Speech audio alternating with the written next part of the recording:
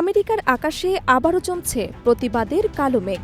মার্কিন president Donald ট্রাম্পের নীতির বিরুদ্ধে দেশজুড়ে শুরু হতে যাচ্ছে নজিরবিহীন বিক্ষোভ। ৫০ অঙ্গরাজ্য, ৩,২০০ সমাবেশ, যেন এক রাজনৈতিক ঝড়ের অপেক্ষা। মার্কিন প্রেসিডেন্ট ডোনাল্ড ট্রাম্পের নীতির বিরুদ্ধে রাজা নয়, অর্থাৎ নো কিংস শিরোনামে দেশজুড়ে বড় ধরনের বিক্ষোভের প্রস্তুতি চলছে। আয়োজকদের মতে এই বিক্ষোভ শুধু কোনো নীতির বিরুদ্ধে নয়, বরং গণতন্ত্র রক্ষার বৃহত্তর আন্দোলনের অংশ হিসেবেই এই কর্মসূচি নেওয়া হয়েছে। যুক্তরাষ্ট্রের বিভিন্ন অঙ্গরাজ্যে একযোগে এই বিক্ষোভ আয়োজন করা হচ্ছে, যা সাম্প্রতিক সময়ে দেশটির অন্যতম বড় রাজনৈতিক আন্দোলনে পরিণত হতে পারে বলে ধারণা করা হচ্ছে। আয়োজকদের তথ্য অনুযায়ী যুক্তরাষ্ট্রের ৫০টি অঙ্গরাজ্য জুড়ে ৩,২০০-র বেশি সমাবেশের পরিকল্পনা নেওয়া হয়েছে।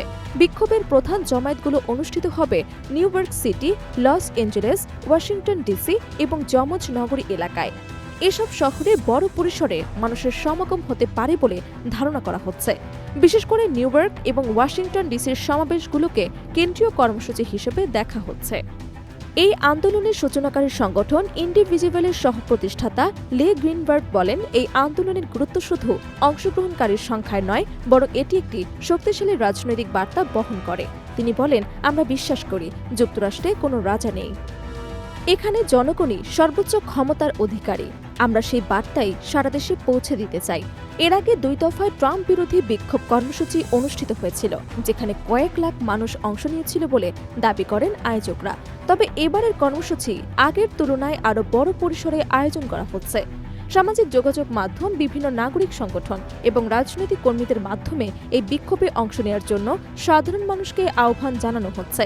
ফলে অংশগ্রহণকারীর সংখ্যা এবার উল্লেখযোগ্য হারে বাড়তে পারে বলে ধারণা করা হচ্ছে। বিশ্লেষকদের মতে, যুক্তরাষ্ট্রের মধ্যবর্তী নির্বাচনকে সামনে রেখে এই বিক্ষোভ গুরুত্বপূর্ণ রাজনৈতিক প্রভাব ফেলতে পারে, কারণ এমন বড় আকারের আন্দোলন ভোটারদের মনোভাবেও প্রভাব ফেলতে পারে। বিশেষ করে তরুণ ভোটার এবং শহরাঞ্চল ভোটারদের মধ্যে এই আন্দোলনের প্রভাব বেশি পড়তে পারে বলে মনে করা হচ্ছে।